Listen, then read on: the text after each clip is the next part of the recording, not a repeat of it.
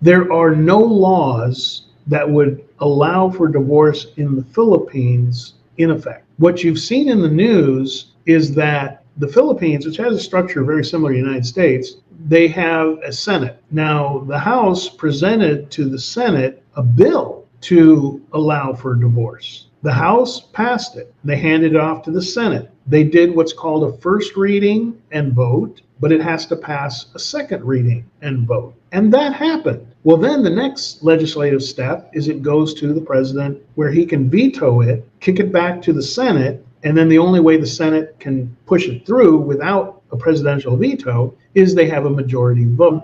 So there is no law that's waiting to be enacted. The bill was presented and it got shot down. So we're back to square one, dead in the water. There's nothing, there's no date to look forward to for Philippines to enable divorce. It's not in the works. It's basically right back to where it was before. So there's that. Another clarification, because I hear guys say this all the time, and it's not correct. I will hear guys say, well, I heard divorce is illegal in the Philippines. No, divorce is not illegal. Selling drugs is illegal. Stealing a car is illegal. There is no law that will put you in jail for getting a divorce. There is no divorce court. So it's not a law you can break. There's no way to commit the illegality of divorce. So it's not illegal in the Philippines. Divorce is simply not available in the Philippines. And I know it seems like a small distinction, but it's an important one because guys seem to think, oh, if I get a divorce in the Philippines, I'll be breaking the law. No, you can't get a divorce. Now, what you can do is, let's say you come to the Philippines and you've already known this Filipina for like 2 weeks, so you decide to marry her, and then surprise, surprise, that turns into a huge mess. So you want to divorce her. Well, as a foreigner, you can go back to your home country. You may have to reestablish 6 months of residency time, but you go back to your home country and you file divorce against the Filipina in your home country.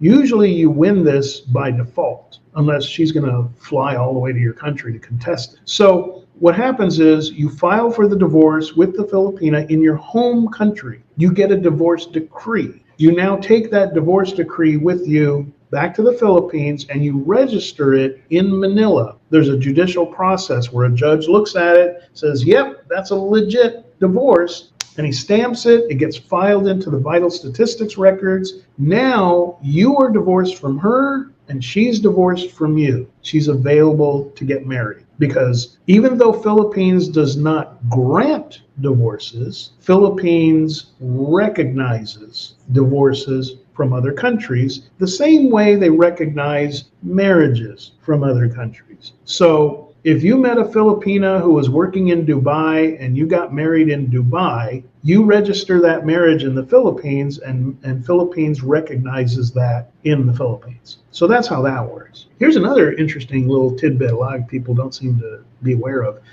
Because there is no divorce court available in the Philippines, but they do recognize people do get married and it doesn't work out and they split up, okay? The Philippines is not going to grant a divorce, but what they will do is recognize a filing for legal separation. Now, they're still married, but just like in the United States, their status is now legally separated, which is different from just being separated. If you're just separated, but you didn't inform the court, as far as they're concerned, you're married and you're still living together. But if you file that you are legally separated, that does a couple of things. Number one, it releases each party from that point forward from any new debts that occur. So if a Filipina is married to a Filipino, and let's just say, let's pick a date, October 1st, she files a legal separation from him. They're still married, but they're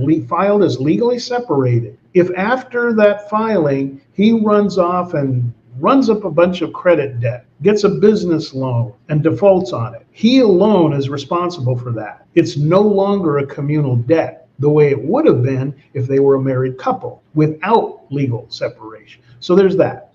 The other thing that a legal separation affords is child support and financial support for the wife. That's where, again, and many do not avail of this because honestly, there's not a whole lot of assets or income to divide up. And so it just doesn't happen a lot. But where it does happen is when a Filipina, let's say she marries a foreigner, and he's a complete a-hole, and she leaves him. She doesn't want to be, living under the same roof with him. She can file for a legal separation.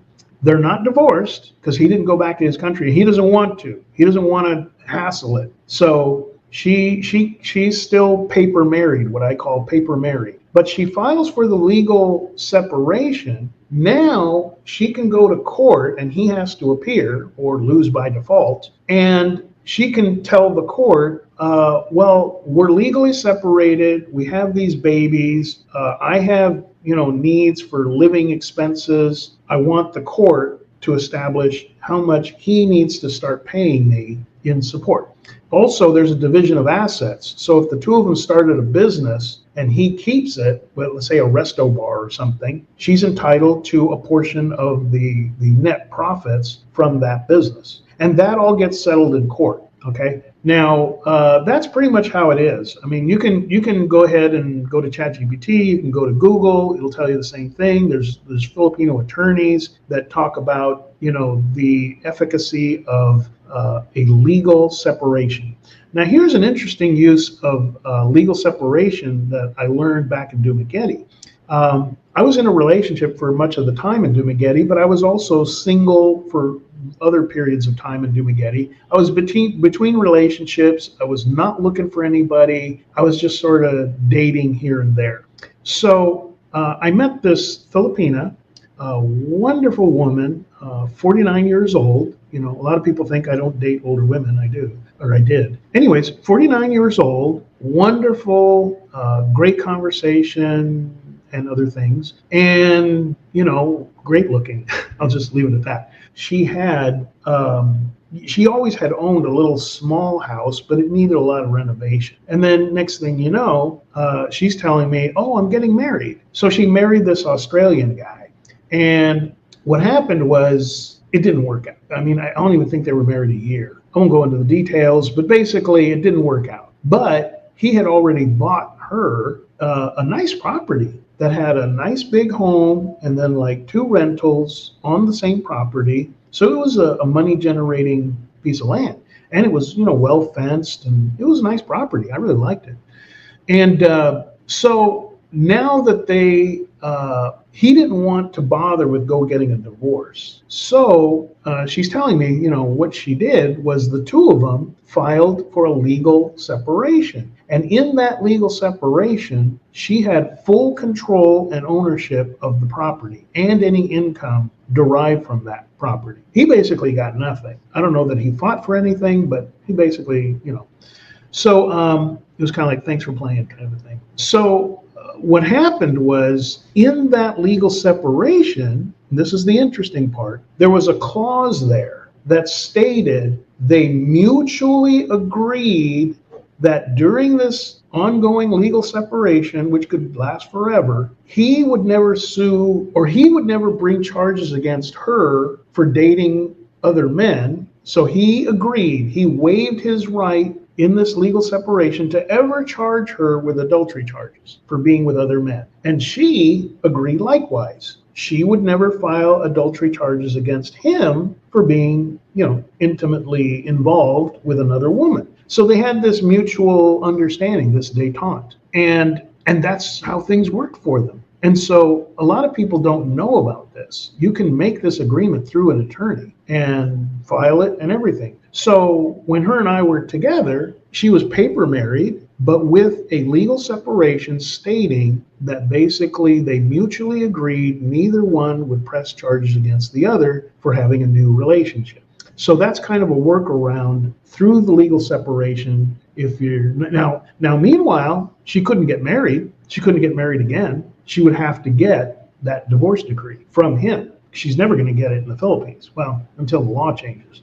So anyways, there's just a bit there about kind of the ins and outs of legal separation. But yes, child support and alimony can be worked out through a legal separation. Again, not legal advice. I'm just sharing with you what I've learned, just across the internet, from various attorneys' websites and stuff. Do your own research, Google it out, chat GPT it out, do whatever you need to.